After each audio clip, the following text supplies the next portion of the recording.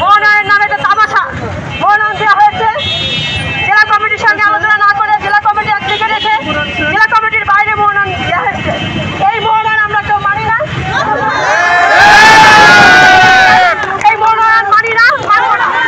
জেলা কমিটির সঙ্গে আলোচনা সাপেক্ষে জেলা কমিটি কি চাচ্ছে, মেহেরপুরবাসী কি চাচ্ছে, মেহেরপুরবাসীর মনের কথা শুনে মেহেরপুরবাসীর কাছ থেকে জেনে তারপরে মনোনয়ন দিতে হবে।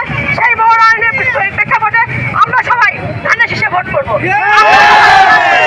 আমরা যে আদর্শকে বিশ্বাস করি, যে আদর্শকে মনে প্রাণে ধারণ করে পালন করে আমরা রাজনীতি করি। ধানের শীষের বাইরে আমরা কেউ না।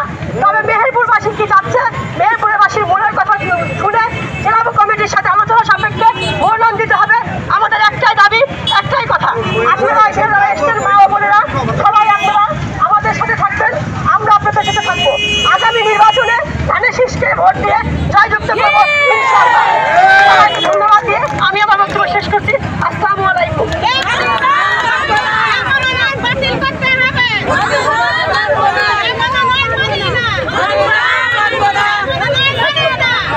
জেলা কমিটির সঙ্গে আলোচনা না করে জেলা কমিটি একদিকে রেখে জেলা কমিটির বাইরে মনোনয়ন দেওয়া হয়েছে।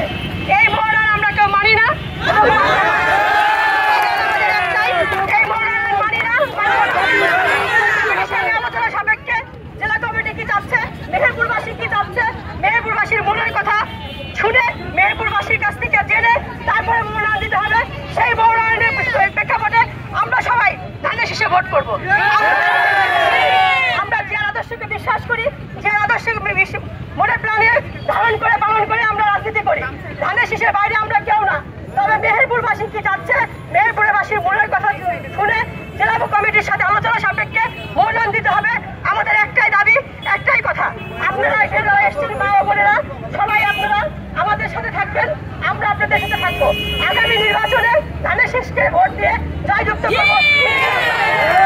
ধন্যবাদ দিয়ে আমি আমার বক্তব্য শেষ করছি। আসসালামু আলাইকুম।